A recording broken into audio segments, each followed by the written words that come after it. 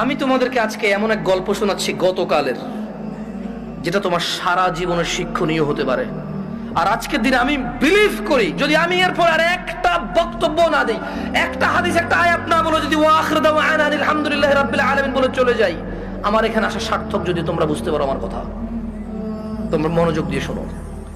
তো বললো যে আমি বেশ কিছু হুজুরের কাছে যতটুকু আমাকে বলেছে যে আমি আহমদুল্লাহ হুজুরকে মেসেজ করেছি, উনি রিপ্লাই করেনি। আমি আজারি হুজুরকে মেসেজ করেছি, রিপ্লাই করেনি। আমি আব্দুর রাজাক বিন ইউসুফ হুজুরকে মেসেজ করেছি, উনি রিপ্লাই করেনি। আমি কুয়াকাটা হুজুরকে মেসেজ করেছি, রিপ্লাই করেনি।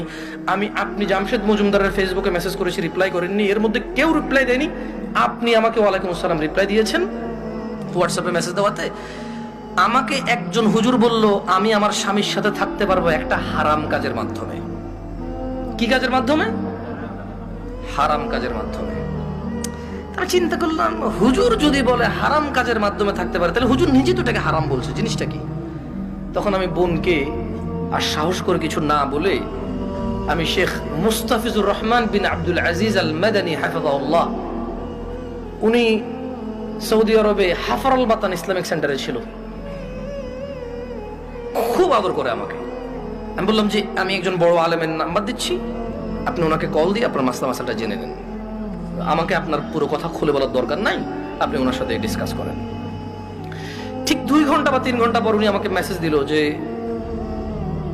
হুজুর আমি একটু আপনার সাথে কথা বলতে চাই। আমি বললাম যে আমি আপনার সাথে কথা বলবো না, আমি আপনাকে যার নাম্বার দিয়েছি, যদি ওনার কথায় আপনার কিছু বুঝে না আসে, তাহলে আমার কথা আপনার বুঝে আসবে না।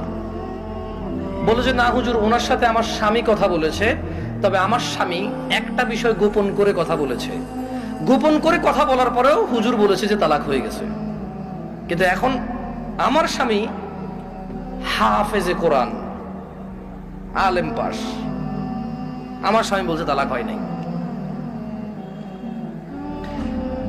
আমি বললাম যে ওকে, আপনি শেখকে কল করে বলেন যে আপনার স্বামীটা গোপন করেছে। বলে যে আমি ভয় পাচ্ছি ওনাকে কল দিতে, কারণ আমার স্বামী কথা বলেছে, উনি আবার কি মনে করে। আমি বলছি উনি কিচ্ছু মনে করবে না, আমি ওনাকে ফোন দিচ্ছি, আপনি কথা বলেন।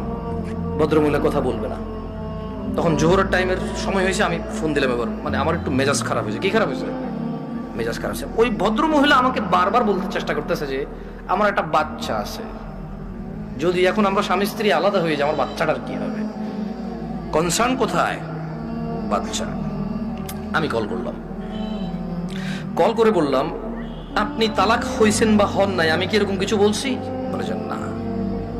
আমি বললাম ধরে নেন আপনার স্বামী আপনাকে তালাক না দিয়ে যদি গলা একটা কোপ দিত, আপনার গলাটা কাটতো কিনা? বলে যে কাট।